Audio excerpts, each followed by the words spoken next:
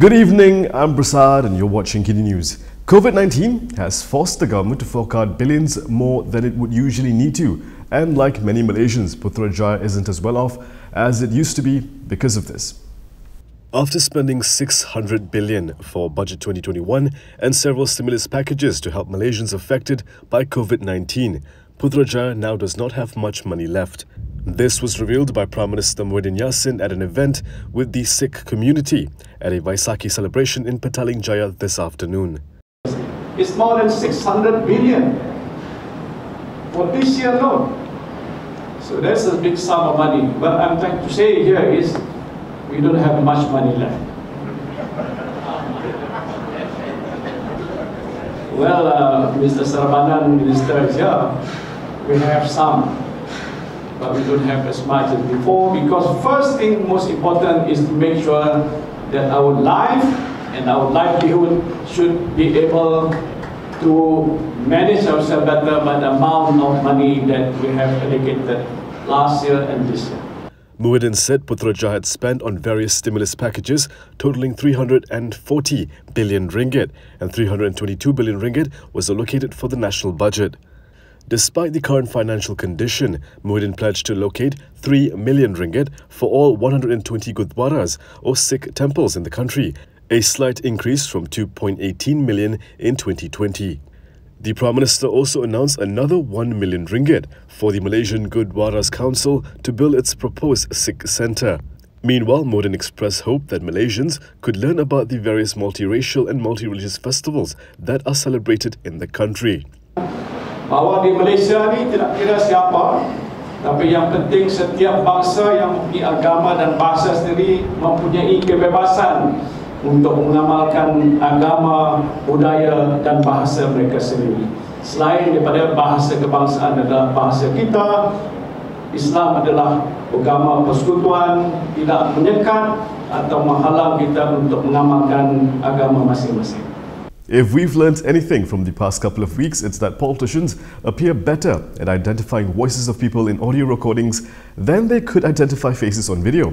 And to make this next story more interesting, Azmin basically accused Anwar of betraying PKR, and Anwar hit back at Azmin by calling him a video expert.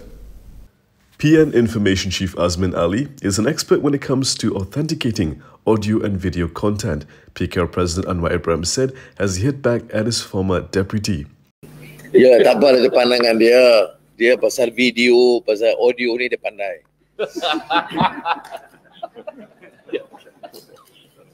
Anwar said this at a press conference this morning when asked by a reporter to respond to Azmin's comment on the matter.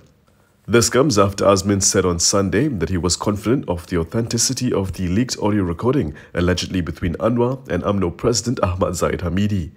Azmin said he came to the conclusion based on his long experience serving with Anwar in PKR. Azmin, who left PKR to support Muhyiddin Yassin's Perikatan Nasional, said the audio recording is the biggest betrayal by Anwar, not just to his own party, but also to the Harapan component members for secretly holding negotiations and discussions. Azmin added that as an officer who served with Anwar for so long and as his former private secretary, he was confident that it is an authentic recording which will be proven through an investigation. The Gombak MP then urged for an investigation to be carried out on this matter immediately. In the UMNO stronghold of Johor, BN is gearing up for GE15 and they're doing it without PAS and Bersatu. GE15 war drums have begun beating in Johor, the birthplace of UMNO, as state BN leaders began seat negotiations without PAS and Bersatu. This comes after the coalition's decision to enter the 15th general election on its own. This also comes as PAS began seat negotiations with Bersatu at the federal level after suspending talks with UMNO. According to Sinar Harian, Johor UMNO Chief Hasni Mohamad said BN parties have already identified the seats they want to contest.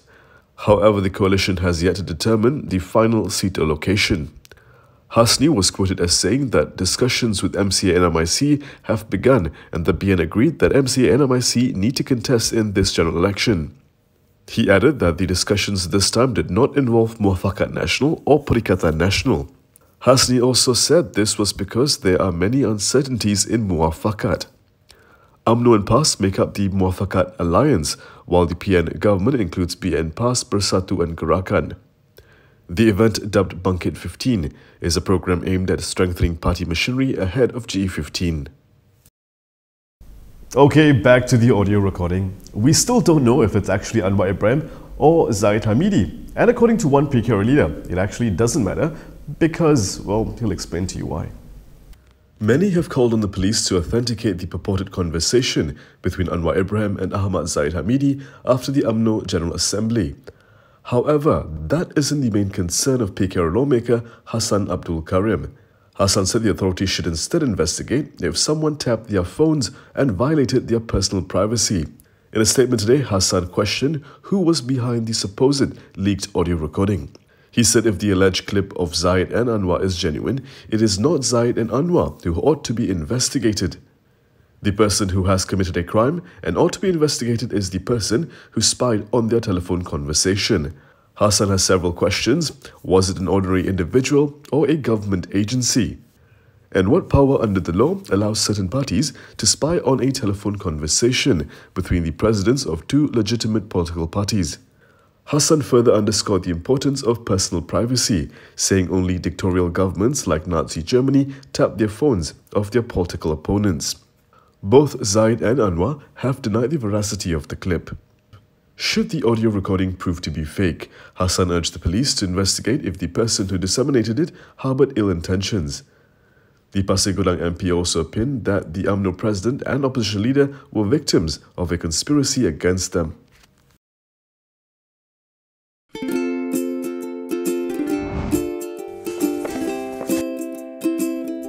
Shellfish, red meat, and beer. If you love indulging in these foods, you may end up with high uric acid level in your blood. These foods consist high level of purine, a substance that will eventually break down into uric acid and be excreted through our urine. It is recommended that the amount of dietary purines should be kept between 600 to 1000 milligrams per day. Having too much uric acid in your blood can cause attacks of gout. It can also cause kidney stones and blockage in the kidney. The crystallization of the excessive uric acid in your blood can be eased by reducing purine-rich food to only 100 to 150 milligrams daily, maintaining a healthy lifestyle, and consuming urinary alkalinizer like Ural. It consists of sodium bicarbonate, citric acid, and sodium citrate that increases the urinary pH and solubility of uric acid to prevent crystallization. Best of all, it's lemon-flavored and sugar-free. Ural, effective urinary alkalinizer. Neutralize your uric acid problem now.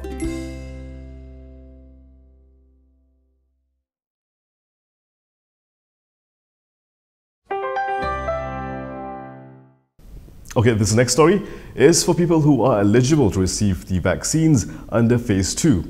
Seems like you guys have been too busy to reply your vaccine appointments.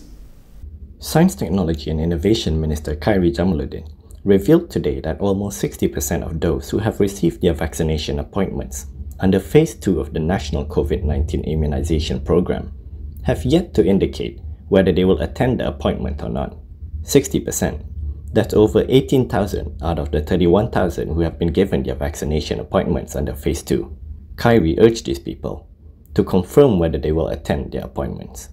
Saya mohon kepada mereka yang telah pun menerima detail janji temu untuk menjawab sama ada mereka akan hadir ataupun tidak. Ini membolehkan kita buat perancangan di pusat pemberian vaksin. Kalau sekiranya kita tidak tahu berapa ramai yang akan datang, mungkin akan berlaku pembaziran vaksin. Tak cukup vaksin dibawa ataupun vaksin yang terlebih banyak dibawa ke pusat pemberian vaksin. Khairi said this at a joint press conference today with Health Minister Dr. Adam Baba about the progress of the National COVID-19 Immunization Program. Khairi also revealed that out of the 31,776 people who have received their Phase 2 appointments, 13,218 people have said they will attend, whereas 343 rejected their appointments. The small group of people who rejected their appointments will be given a second appointment later. And that is all from me today. For more stories, you can go to kinitv.com. You can also follow us on Instagram, Twitter, YouTube and Facebook for the latest news updates. Before we go, if you'd like to support independent media, do consider subscribing to malaysiakini.com. And if you'd like to support Kini TV, the smallest contribution would go a long way. Find out how in the link below.